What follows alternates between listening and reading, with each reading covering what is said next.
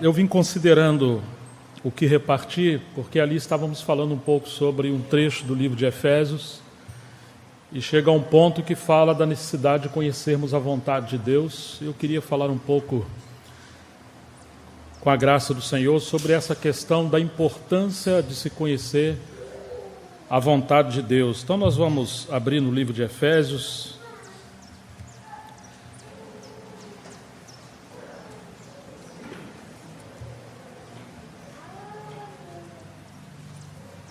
não estava claro como seria o arranjo da mesa, né? Se partiríamos o pão primeiro e depois ministraria a palavra, mas o Senhor conhece todas as coisas. Efésios capítulo 5, versículo 15 ao 17, que nos diz assim: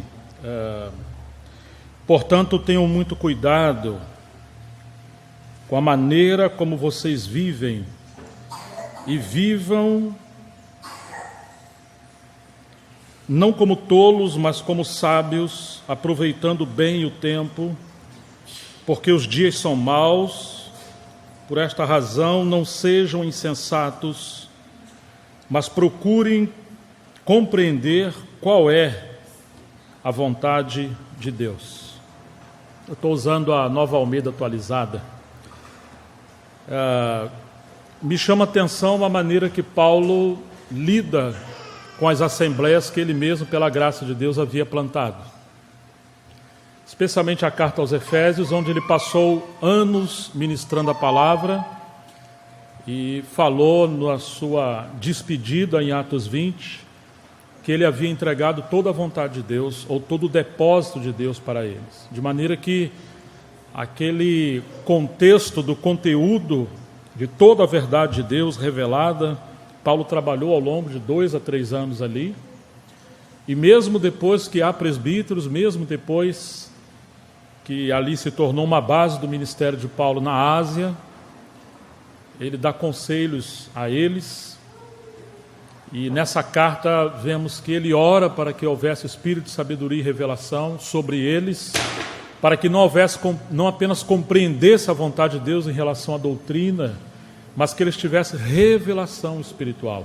E essa é uma grande necessidade que nós temos, porque Paulo foi alguém constituído pela palavra. Ele foi treinado aos pés de Gamaliel, ele foi treinado desde a sua pequenez, era um homem que compreendia muito bem o Velho Testamento, mas ele, achando que estava fazendo a vontade perfeita de Deus, ele perseguiu a igreja de Deus.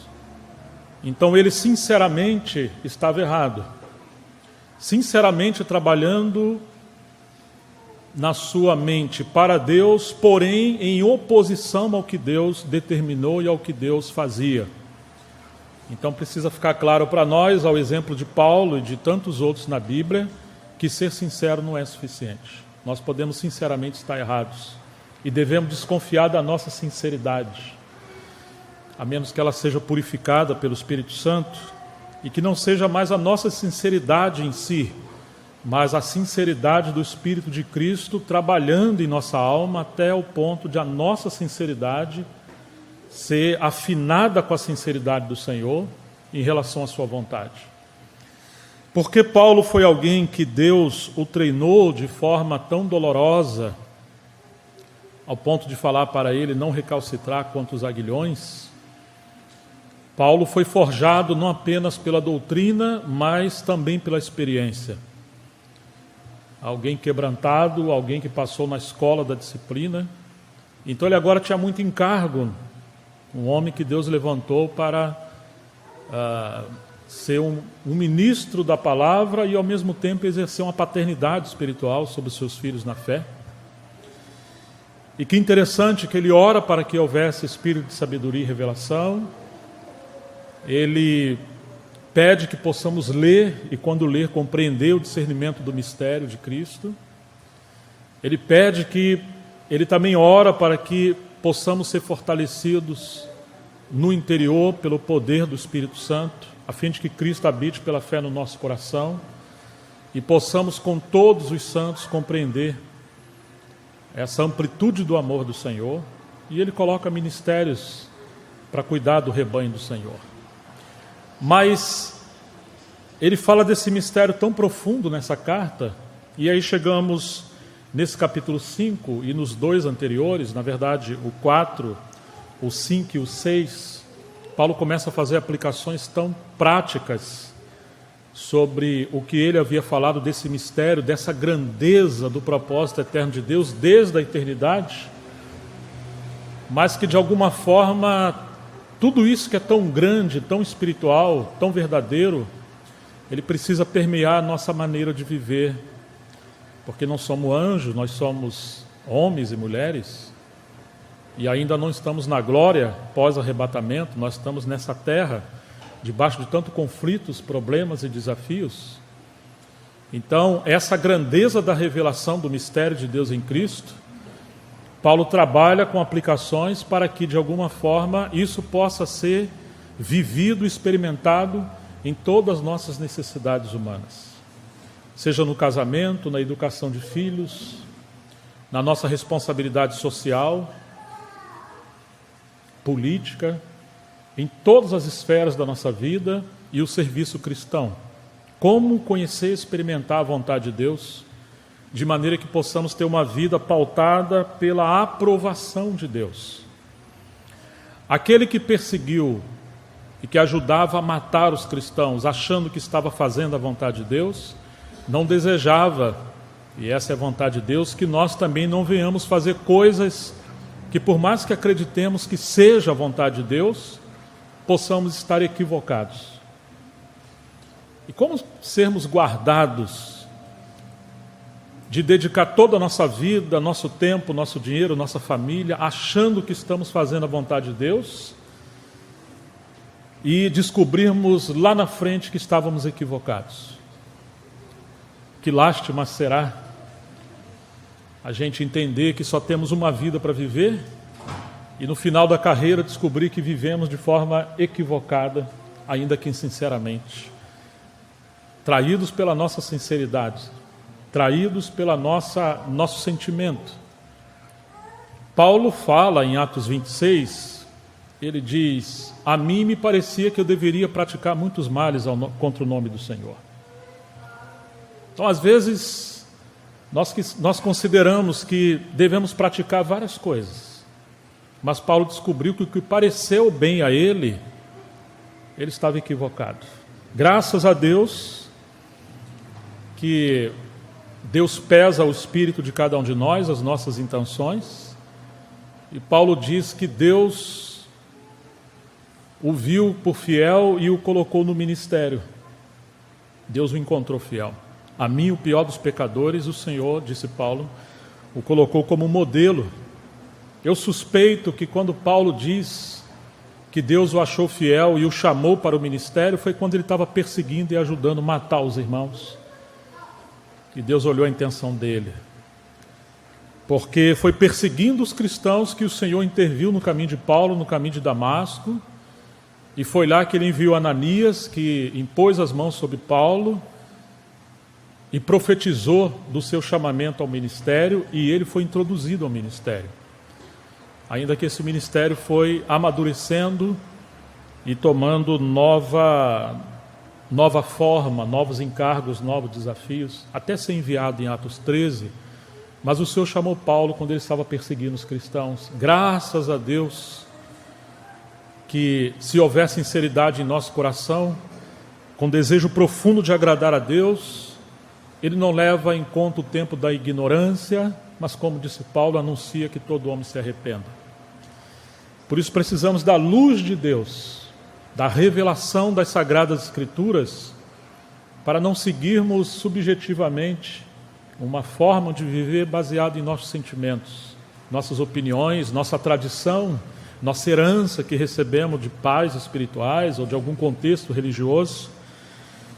A única segurança que temos é a palavra de Deus e o Espírito Santo nos guiando pela palavra de Deus. Como Paulo está dizendo, sejam sábios, aproveite bem o tempo, remir o tempo. E esse pensamento no original dá um entendimento assim: compre o tempo que vocês perderam. Administre o tempo que vocês estão vivendo como um tempo que nunca mais vai voltar. E a maneira que você usa o seu tempo mostra como você gasta a sua vida. Você está perdendo a sua vida. Você está se desgastando. As rugas começam a aparecer, os cabelos embranquecer, os quilinhos chegando. São coisas que não voltam mais, ao menos que você faça uma plástica, mas você sabe que interiormente você é aquilo.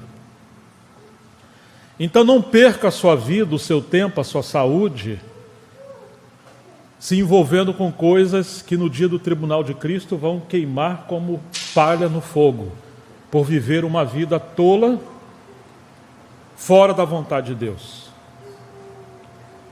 O dia que você vive hoje, você vai prestar conta a Deus.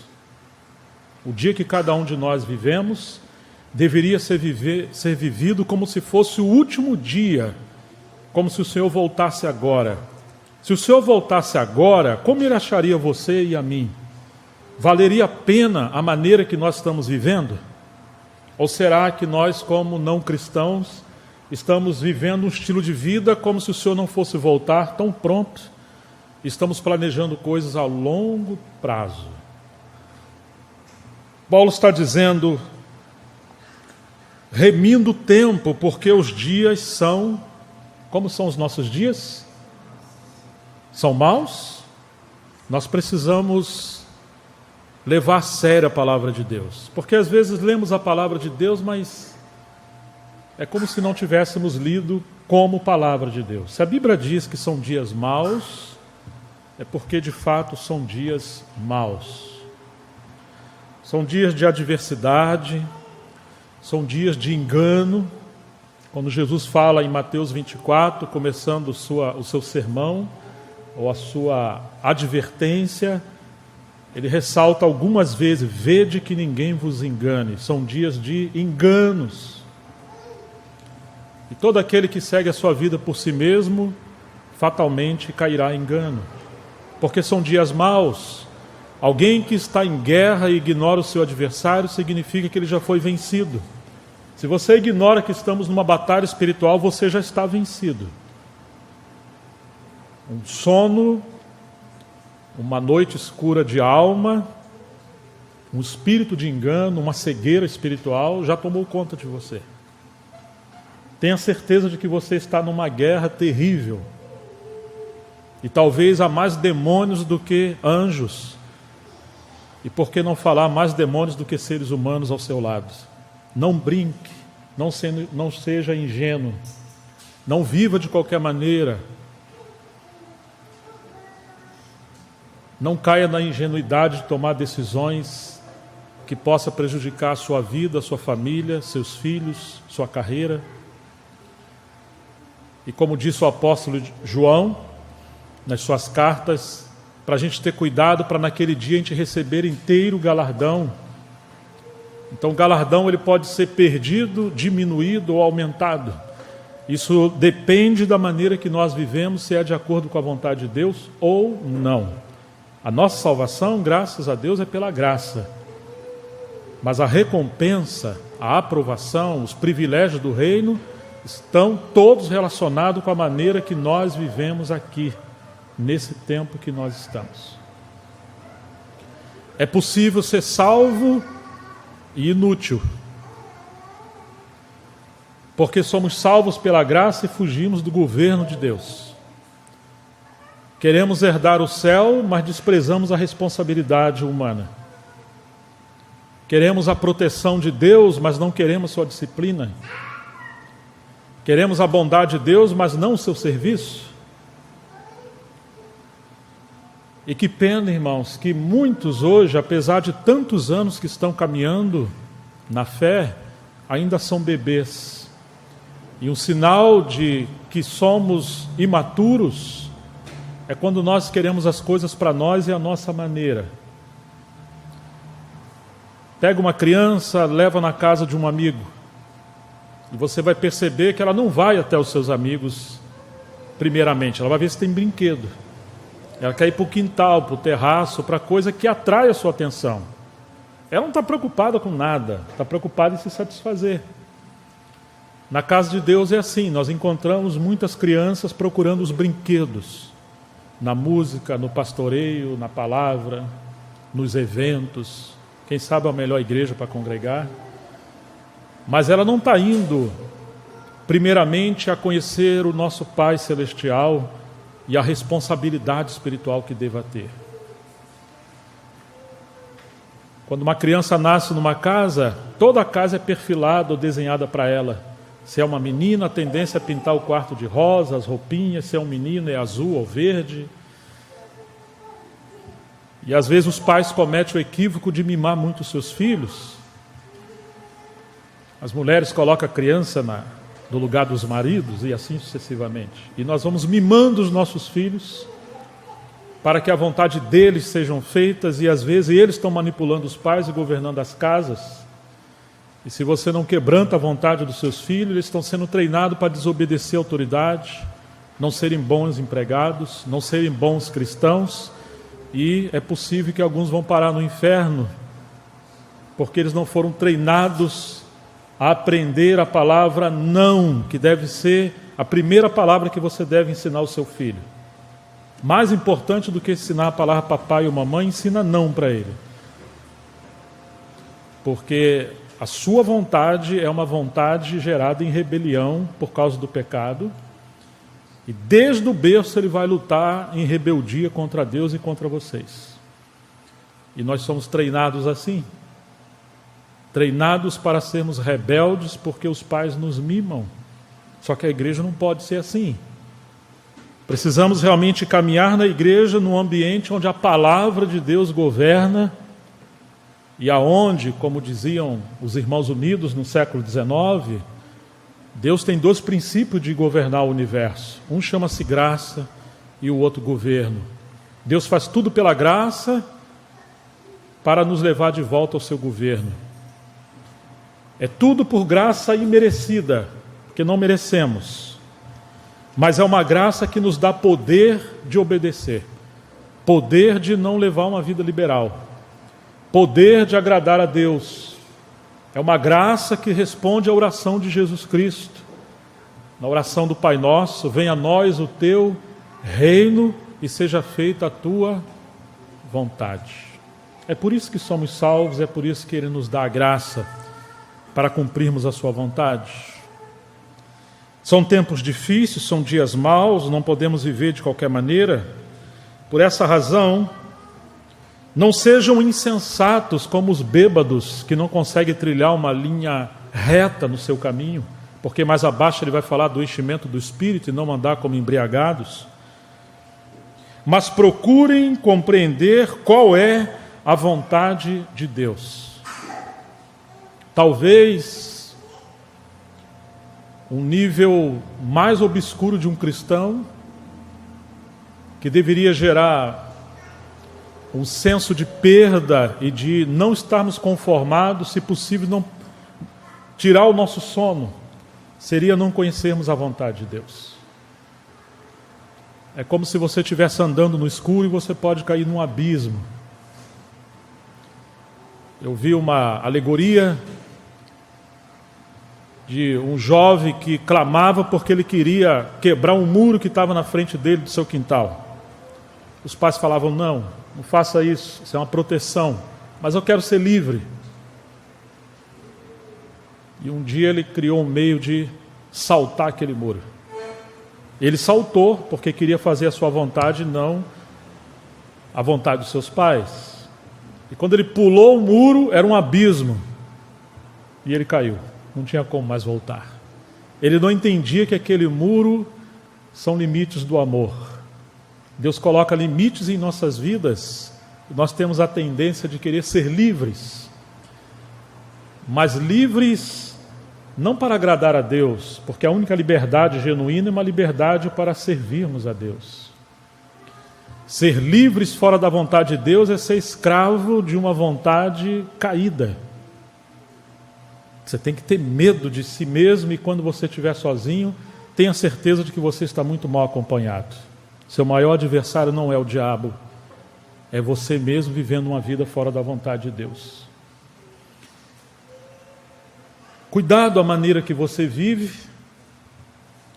Sejam sábios, procurando discernir o tempo que nós estamos vivendo, porque são dias maus. Não perca a sua vida.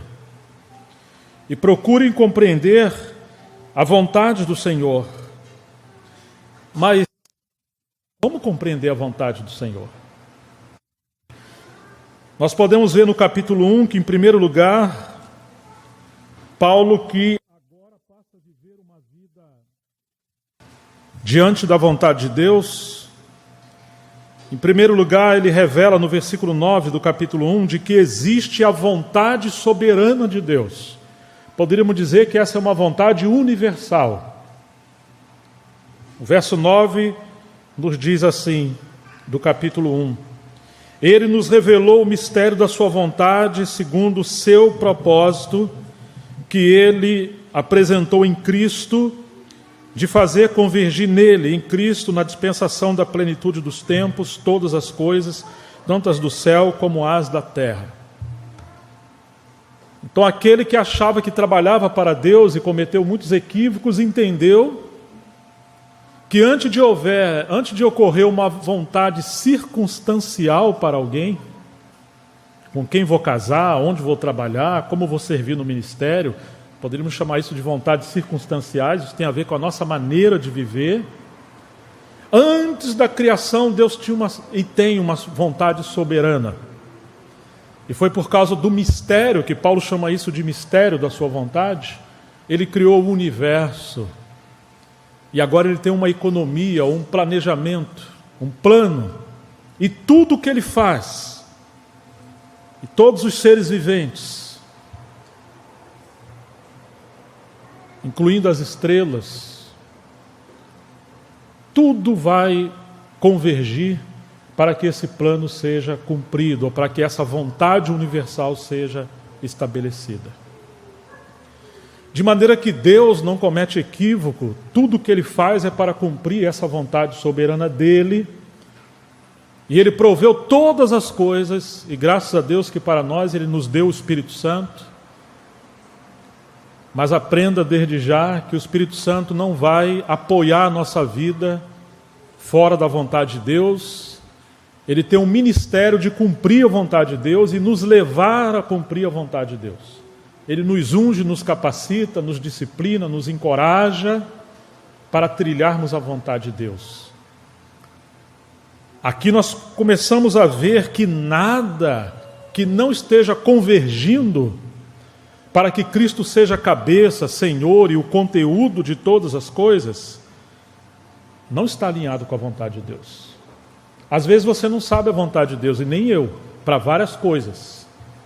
Mas uma coisa você pode ter certeza baseado nesse texto: a vontade de Deus está alinhada com a glória de Deus. Se Deus não pode ser glorificado em algo, fuja daí. A presença de Deus está sempre alinhada com a vontade de Deus. Se a presença de Deus está se esvaindo, fuja daí. Se algo que você está fazendo, como disse Paulo, quer comais, bebais ou façais qualquer uma outra coisa, tudo seja feito para a glória de Deus. Fuja daí se isso não está promovendo a glória de Deus. Irmão, eu não sei a vontade de Deus, ok, mas o que você está fazendo? A quem está promovendo? Quem está tomando o primeiro lugar? Qual é o fim disso aí? Como nasceu isso? Porque quase sempre as nossas decisões têm a ver com o nosso egoísmo. Então Paulo começa a mostrar uma vontade soberana. E isso é maravilhoso, porque você deveria ter muito temor de viver uma vida que não esteja alinhado com a soberana vontade de Deus. Não seja mais tolo que um pássaro, que um peixe, que uma ave, porque eles seguem a lei da natureza. Os pássaros sabem quando devem migrar, e o profeta diz que o povo dele não sabe. O boi conhece a manjedoura do seu dono, mas o meu povo Israel não me conhece. Porque eles não estão seguindo, o povo de Deus não está seguindo esse instinto da nova vida do Espírito que Ele colocou dentro de nós. Essa vida que Ele colocou dentro de nós é uma vida de um cordeiro. E o cordeiro é o nosso Senhor. E como foi que o cordeiro viveu? Ele viveu totalmente para cumprir a vontade de Deus. Precisamos conhecer a vontade de Deus a partir do interior, quando cultivamos uma vida com Deus. Mas aqui Paulo fala sobre isso. E além de existir essa questão da vontade soberana de Deus, Paulo agora está pedindo que nós possamos conhecer a vontade de Deus no tocante ao aspecto circunstancial. Quando chegamos em Colossenses, o capítulo 1, versículo 9,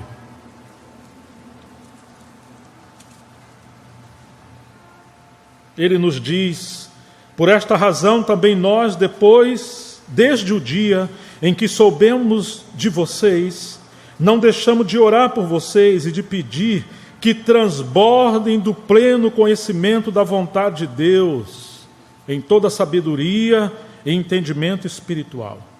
Você está vendo a oração de Paulo? Tão diferente como se vê hoje em grandes programas e mensagens e livros. As pessoas estão orando para prosperar, para ser bem-sucedido. Mas Paulo está orando para que os santos pudessem conhecer a vontade de Deus e que eles pudessem transbordar do pleno conhecimento da vontade de Deus em toda sabedoria e entendimento não natural, mas espiritual.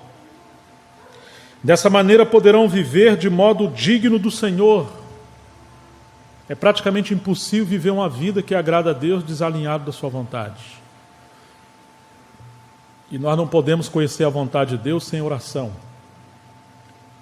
sem o desejo de querer conhecer a vontade de Deus, frutificando em toda boa obra e crescendo no conhecimento de Deus.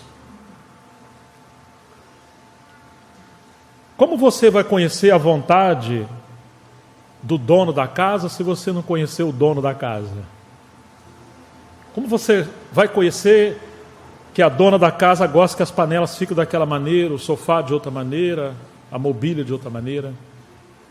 Uma vez hospedamos alguém lá em casa, há muitos anos atrás, para passar um período, e não demorou muitos dias, eu tive que chegar para essa pessoa e falar: olha, eu vou alugar uma casinha, nós vamos continuar te ajudando, mas você vai ter que morar em outro lugar.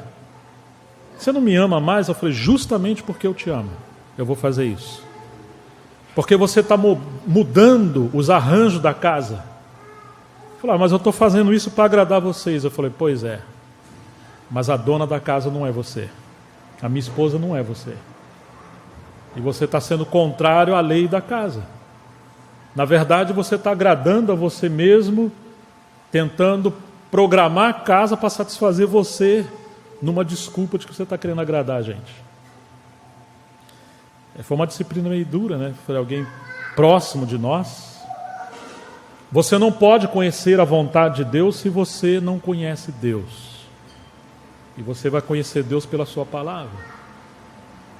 Quantas coisas se fazem em nome de Deus contrário à vontade de Deus?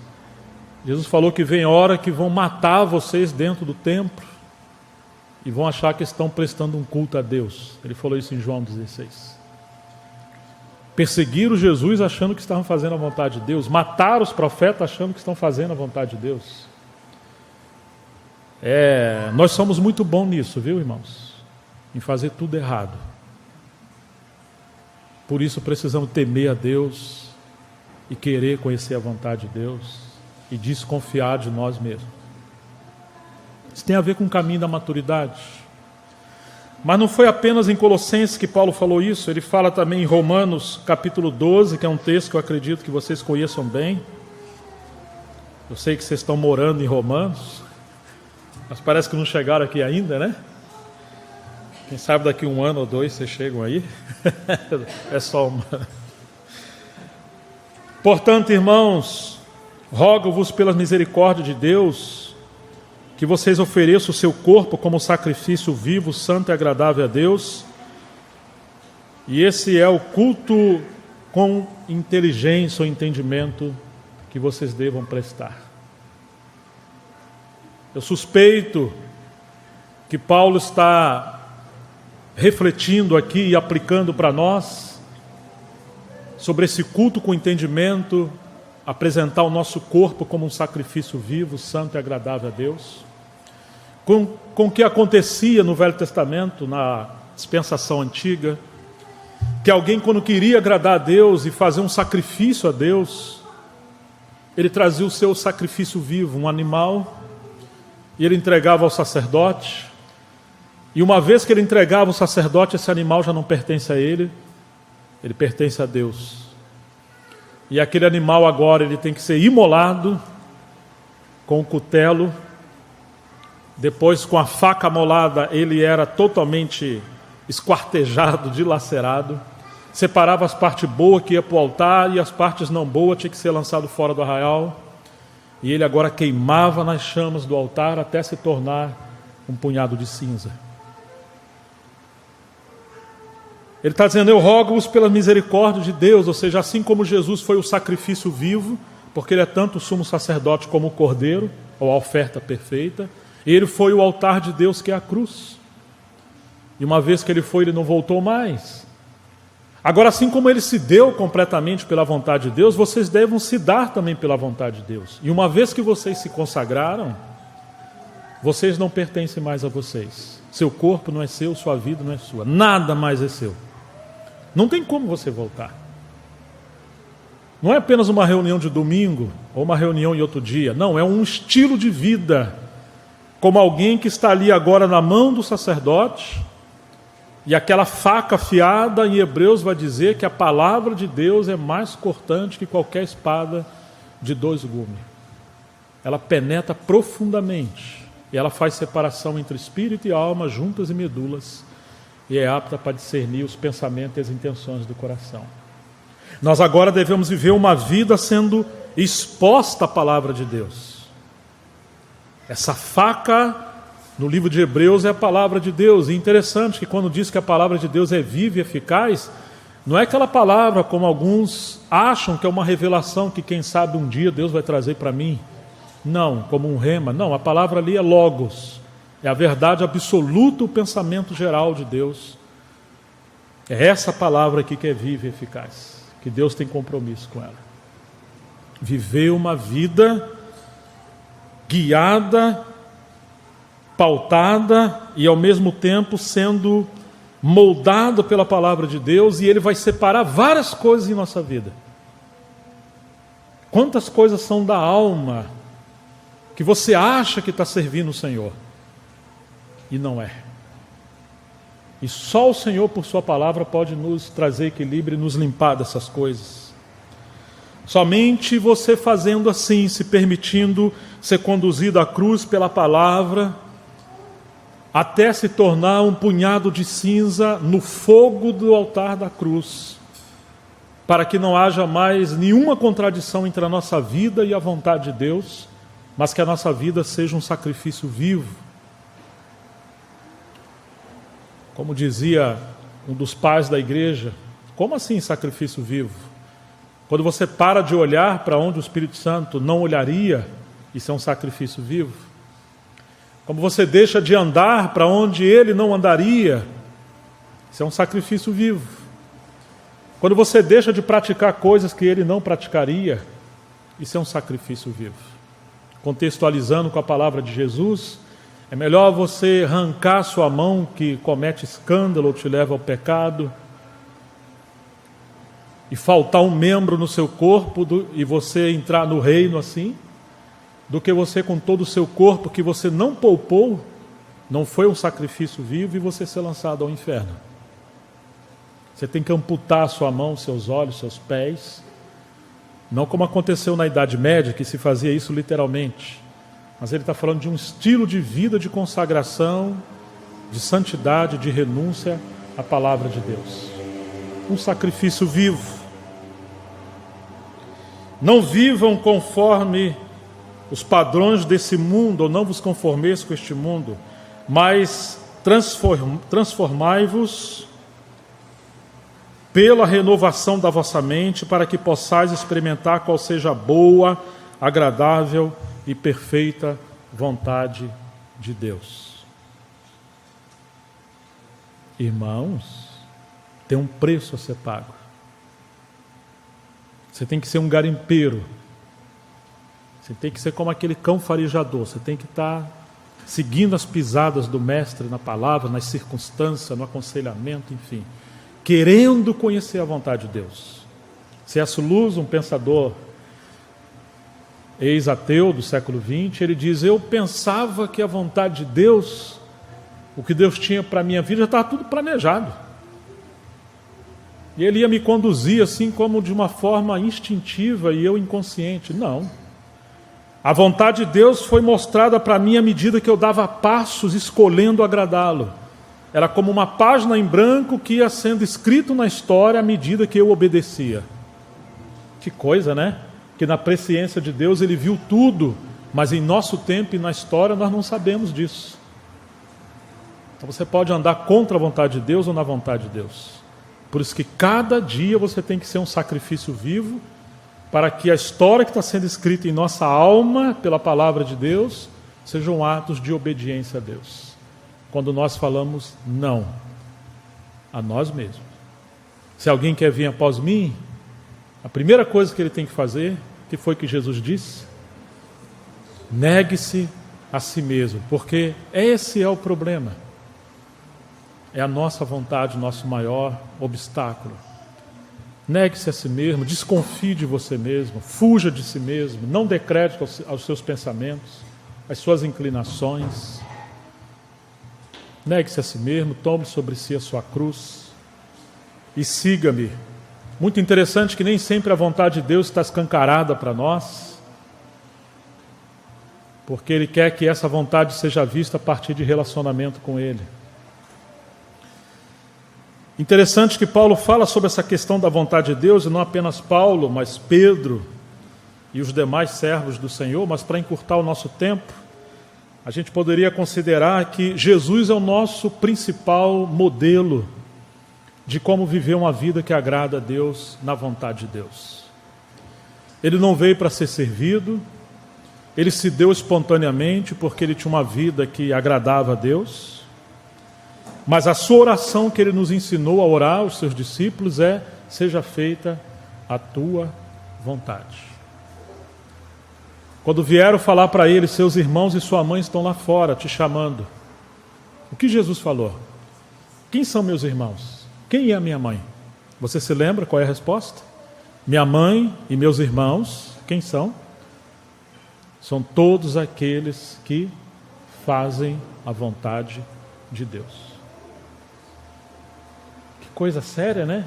Ele não gastaria sua vida se envolvendo com pessoas que não estivessem se submetendo à vontade de Deus. A sua família é formada por aqueles que fazem a vontade de Deus, e esse é o sinal de que eles eram companheiros no seu ministério. Ele chega ao ponto de dizer: nem todo que me diz Senhor, Senhor entrará no reino dos céus. Mateus 7, 21. Não. Puxa, então, e agora? Se a gente fala Senhor, Senhor, cantamos, levantamos a mão. Falou: naquele dia muitos me dirão: mas Senhor, em Teu nome nós não profetizamos? Em Teu nome não curamos? Em Teu nome não expulsamos demônios? E o Senhor vai dizer: apartai-vos de mim, eu não conheço vocês. Vocês praticaram iniquidade. Mas pregar é bom, é certo. Expulsar demônio é bom. Curar também, pois é. Mas qual era a iniquidade ali? A iniquidade é praticar essas coisas como um fim em si mesmo, em detrimento da vontade de Deus para a vida de cada um. E que coisa, irmãos, que o Senhor está dizendo que não conhecia eles, ou seja, não tinha aquele relacionamento de vida, de sujeição absoluta à vontade de Deus. Eles faziam o que eles queriam em nome de Deus. O tempo vai mostrar para cada um de nós que é muito mais fácil você pregar para uma multidão até de 5.000 pessoas do que você conseguir manter um diálogo de qualidade com a sua esposa. É mais fácil você pastorear uma igreja do que ser pastores da sua casa. É muito mais fácil uma mulher trabalhar fora e ser uma mulher empoderada, como a sociedade apresenta hoje para nós, do que você renunciar a um miserável salário de 3 mil, 2 mil ou 10 mil para cuidar dos seus filhos em casa, sendo essa a vontade de Deus para você. Talvez você ache estranho que as mulheres no Velho Testamento, e os reis inclusive, alguns deles, sacrificavam seus filhos a um deus chamado Moloque, que era uma imagem de bronze enorme, com seu ventre aberto, seus braços enfervescente no fogo, avermelhado, e se colocava uma criança aqui, oferecendo ela a esse deus pagão, e ela ia escorregando, derretendo, gritando de dor, até ser consumida por esse fogo vivo. Coisa terrível. Como que uma mãe pode praticar isso? Mas você faz assim. Se você vende o seu filho para a televisão, para outras pessoas cuidarem, quando você deveria cuidar dos seus filhos, e você está correndo atrás de um dinheiro. Ou quando um pai gasta tanto tempo na empresa, ou no trabalho, ou no futebol, em qualquer uma outra coisa, e ele não tem tempo de qualidade com a sua família. Então é possível que nós estejamos fazendo muitas coisas e naquele dia ele vai falar: eu não vos conheço. Nós temos a tendência de querer achar a vontade de Deus em coisas grandes e esquecemos da simplicidade de Jesus, que ele não veio a esse mundo como Adão, digamos com seus 30 anos talvez, um homem perfeito. Não, ele veio na sua fragilidade como um bebê. E a menos que você conheça o Senhor, você não vai perceber o divino em coisas simples da vida no cotidiano. Então você não tem que procurar coisas grandes, você tem que procurar encontrar Jesus no meio de qualquer coisa que seja a vontade de Deus. E pode ser que você vai encontrar a vontade de Deus numa manjedoura, numa Betânia, num barco, ou num jardim chamado Getsêmani, um lugar de sofrimento. Então, irmãos, viver uma vida de acordo com a vontade de Deus, do ponto de vista de Jesus, é um desafio. E ele chega a dizer: se você quiser conhecer se a doutrina que eu estou falando é de Deus, você vai conhecer se você quiser fazer a vontade de Deus. Ele disse isso em João 7,16. Todo aquele que fala de si, ele busca a sua própria glória. Puxa, nós somos tão tenros, tão ingênuos, tão simples em relação à doutrina. Mas um segredo é que querer conhecer a vontade de Deus, ela protege você na doutrina e vai pautar a sua vida no caminho certo da doutrina. Porque a menos que você queira conhecer a vontade de Deus, você será enganado por várias doutrinas, como aqueles meninos que são agitados por ventos de doutrina. Aí você vai procurar uma doutrina que mais te agrada, e hoje tem tantos tipos de doutrina falsas e de demônios e de ensinos de demônios. O segredo está em querer conhecer a vontade de Deus. Você quer conhecer a vontade de Deus? Então você vai seguir a verdade em amor. Mas ainda considerando essa questão da vontade de Deus, nós podemos dizer que além da vontade soberana de Deus em Efésios 1:9, podemos dizer que temos a vontade geral de Deus, que já não diz respeito à circunstância para você e para mim, que pode ser que algo que o Senhor chamou você não chamou a mim, algo que Ele deu a você Ele não deu a mim, mas existe aquele aspecto da vontade geral de Deus. Por exemplo, em 1 Tessalonicenses 4, ele vai dizer que a vontade de Deus é a santificação. Quantas vezes um jovem, poxa irmão, ora por mim, eu não sei qual é a vontade de Deus. 1 Tessalonicenses 4,3 diz que a vontade de Deus é a nossa santificação. Que possamos fugir da vida de imoralidade, de licenciosidade, de paixões, de apetites sexuais desordenados. Como você quer a vontade de Deus, se os teus olhos estão mirando para coisas que o Senhor não pode estar com você ali?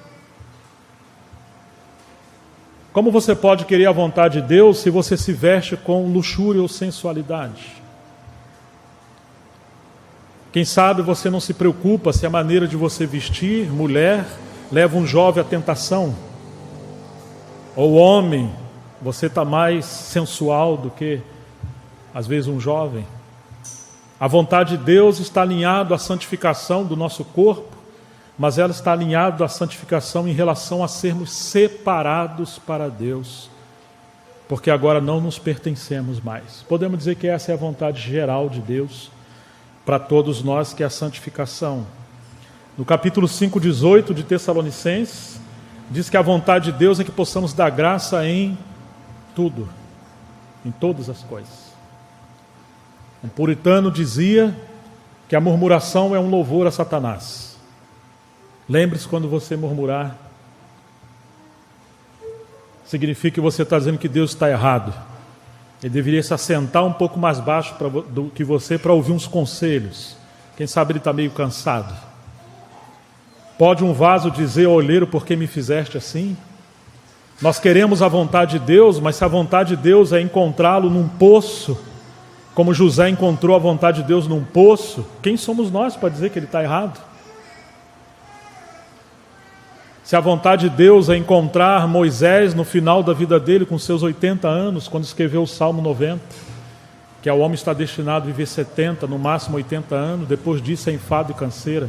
Parece que Moisés está desabafando que ele seria um libertador de Israel, mas chegou o final da vida dele, ou do povo hebreu, digo, e nada aconteceu. Ele viveu 40 anos desperdiçando a sua vida no deserto, e o Senhor se revelou a ele no deserto, numa sarça ardente. Nós vamos ver na história de muitos deles que eles encontraram a vontade de Deus na adversidade da vida. Então, a menos que você ame a vontade de Deus, pode ser que você esteja dando murro contra a vontade de Deus, porque Ele está te guiando numa coisa que você não concorda, porque você perdeu o controle e você não quer sair da sua zona de conforto. Abraão encontrou a vontade de Deus em Ur dos Caldeus, capital da Babilônia. Jacó encontrou a vontade de Deus fugindo para a terra de Labão. Moisés encontrou a vontade de Deus no deserto.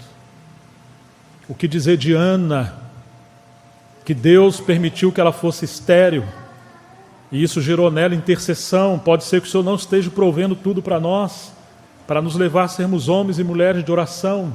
E foi ali que ela pediu um filho, mas não simplesmente para ter um filho para competir com a sua companheira, mas para entregar um filho para ser um profeta, Samuel, dedicado ao Senhor.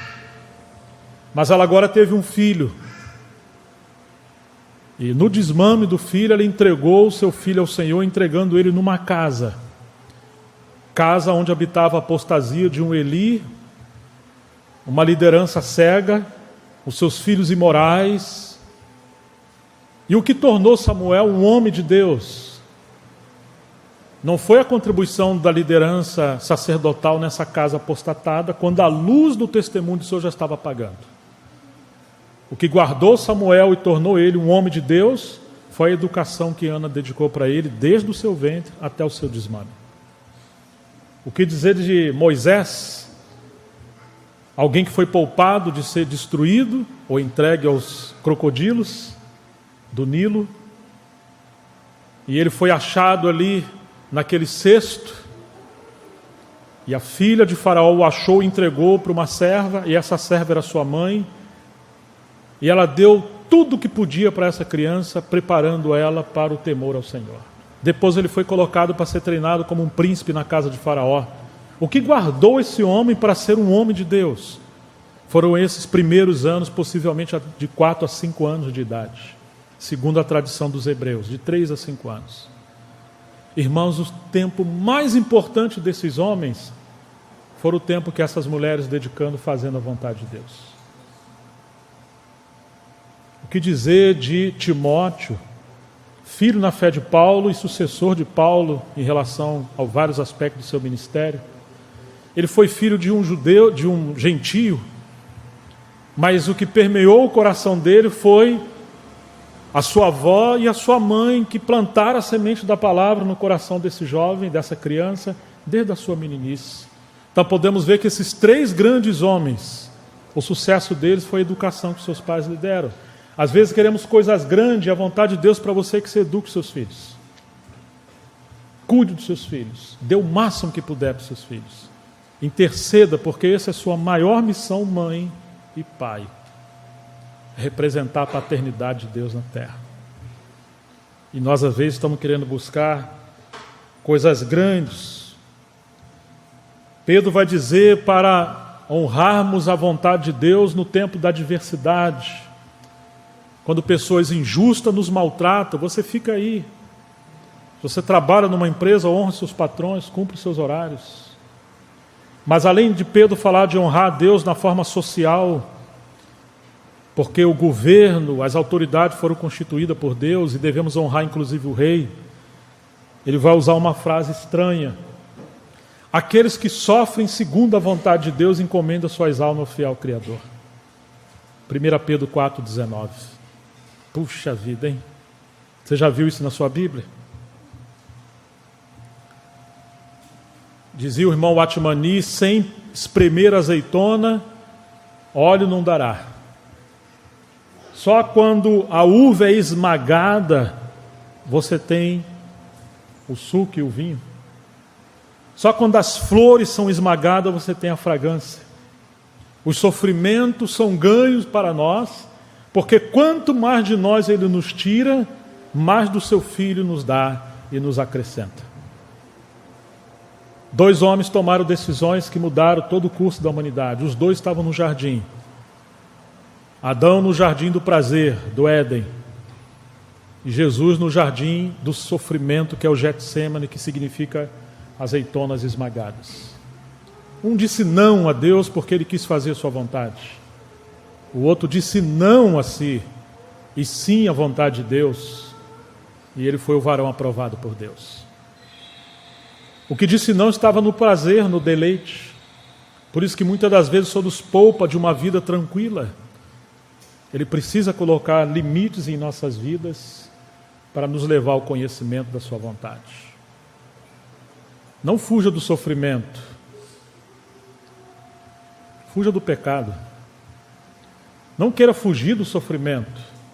Queira encontrar a vontade de Deus no meio do sofrimento. Quando Paulo estava preso, ele dizia: Jesus Cristo, nossa expectativa.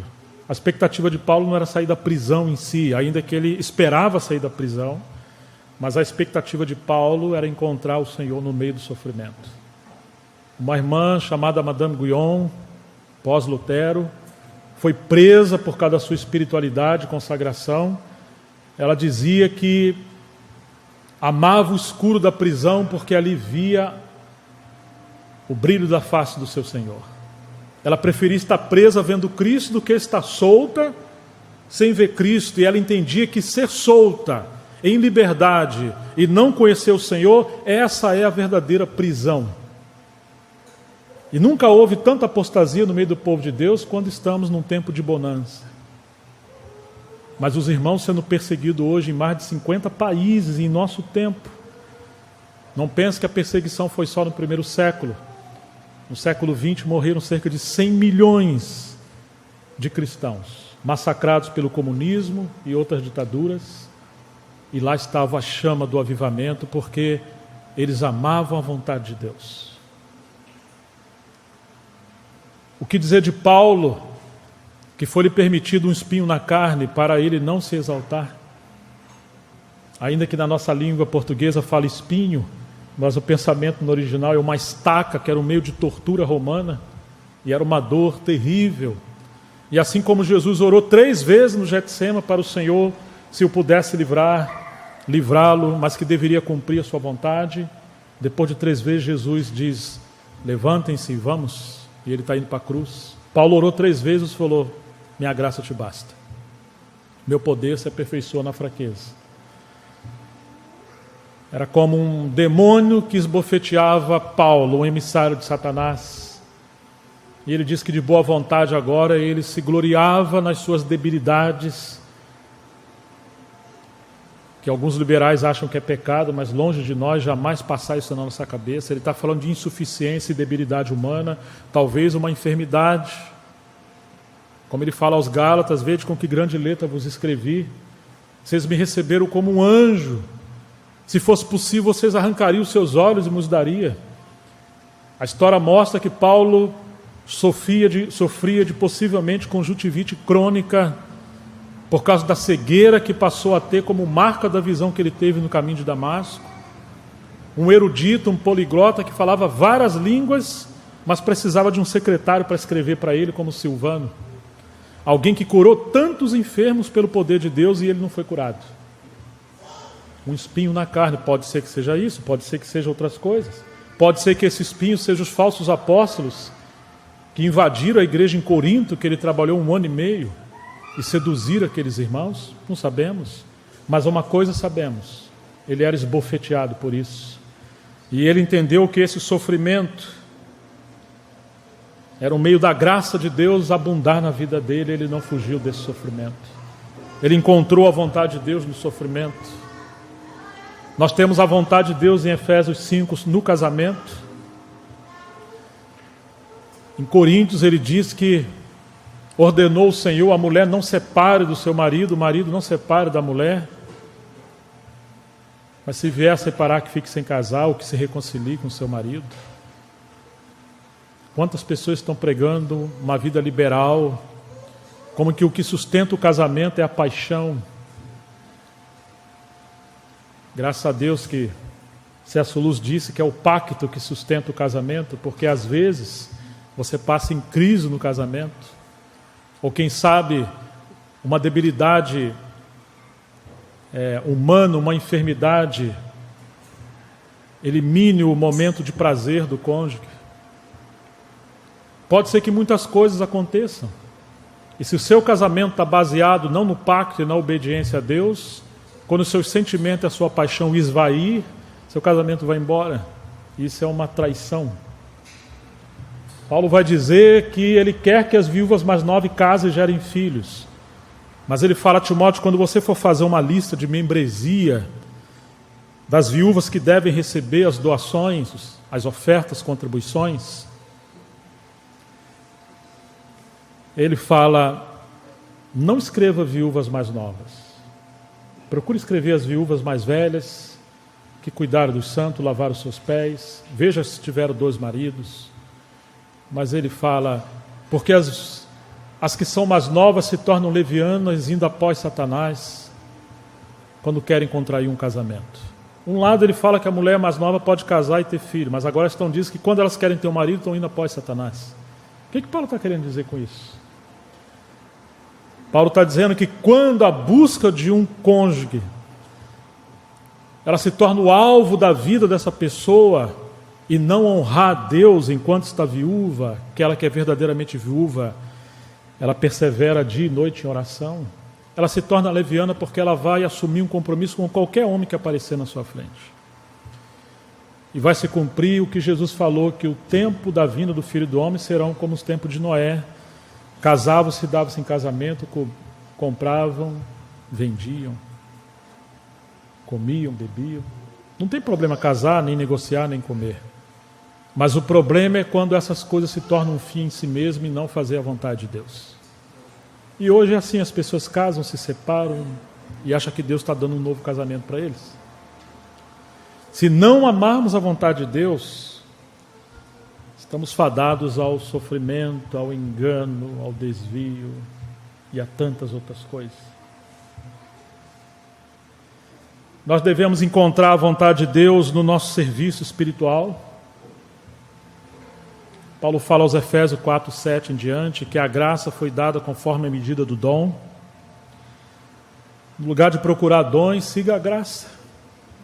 Talvez sua graça hoje é limpar esse salão, cuidar das cadeiras, prover água, fazer um café, limpar um banheiro, receber pessoas, cuidar de pessoas mais velhas.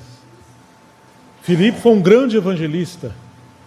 Estevão, um homem da palavra, mas ele não foi separado para ser evangelista, muito menos Estevão atingir aquela estatura que atingiu. Eles foram separados para ser diáconos. E quando eles se submeteram, prosperaram no ministério. Às vezes a vontade de Deus para nós está em servirmos a Deus em coisas simples, mas nós queremos coisas grandes. E quem é fiel em coisas pequenas, Deus pode colocar em coisas maiores. Paulo fala a Arquipo: atenta para o ministério que você recebeu do Senhor para que cumpra. Seja fiel ao que Deus te deu. Aí está a vontade de Deus. Às vezes estamos sem graça, sem unção, porque nós estamos querendo escolher um outro serviço, que não é o serviço que Deus nos deu. Quando nós estamos na vontade de Deus, a graça extravasa em nossa vida. E quando nós não estamos na vontade de Deus, aí é uma desgraça quando nós queremos fazer coisa que Deus não nos deu, mas porque Deus deu para outra, a gente acha que nós podemos também fazer, como se na igreja pudéssemos ter uma democracia. E eu quero terminar apontando pelo menos 7 princípios que podem apontar se nós estamos na vontade de Deus quando nós não temos certeza.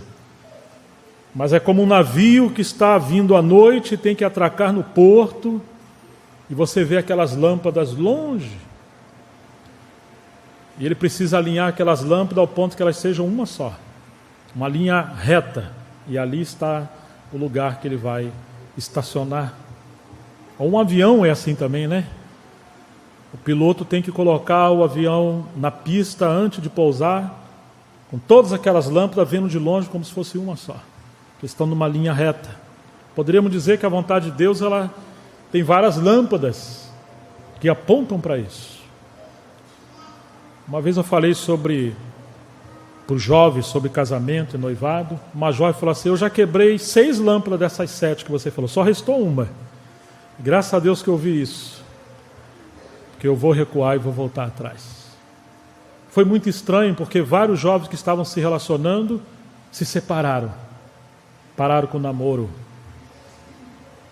E alguns que não tinham nada com relacionamento, depois de um tempo casaram.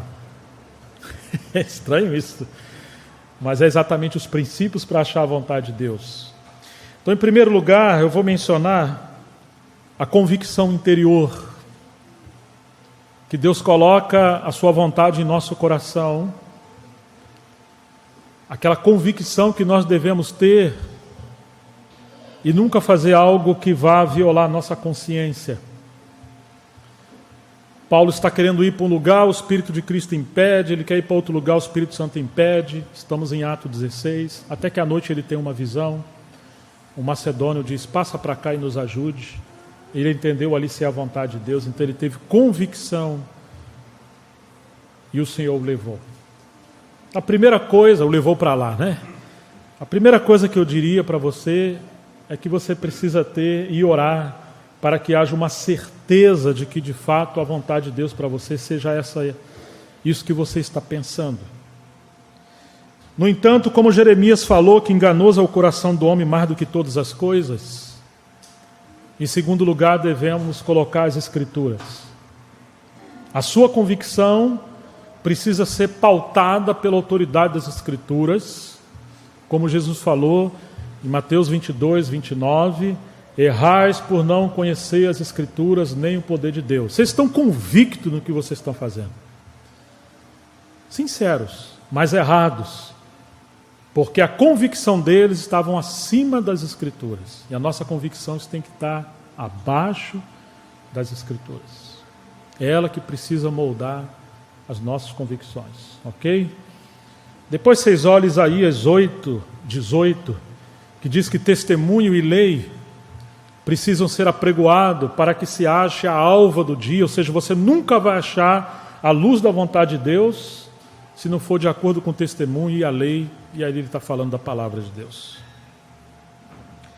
Em terceiro lugar, poderíamos citar Colossenses capítulo 3, versículo 15, que diz: seja a paz de Deus o árbitro em vosso coração. Às vezes um jogador sai correndo, vai lá e faz o gol e todo mundo comemora. Aí o juiz olha para o bandeirinha e levanta e fala: está anulado esse gol aí. Por quê? Porque você ultrapassou a linha de impedimento. Então a paz, ela é o árbitro, é o juiz que aponta que estamos na vontade de Deus ou não. Tinha um cântico do irmão Dino que dizia: não deixe voar a pomba para longe de ti, não deixe a alegria partir. Quando você perde a paz, ainda que você está convicto de algo, e ainda que você ache um embasamento bíblico, mas essa é uma terceira lâmpada que você tem que considerar, porque quanto mais eu estou fazendo algo, está entrando uma tristeza, uma insegurança, uma desconfiança. Eu sei que isso é subjetivo. Em quarto lugar, para ser algo não muito objetivo, mas objetivo, a Bíblia diz que na multidão dos conselheiros há segurança.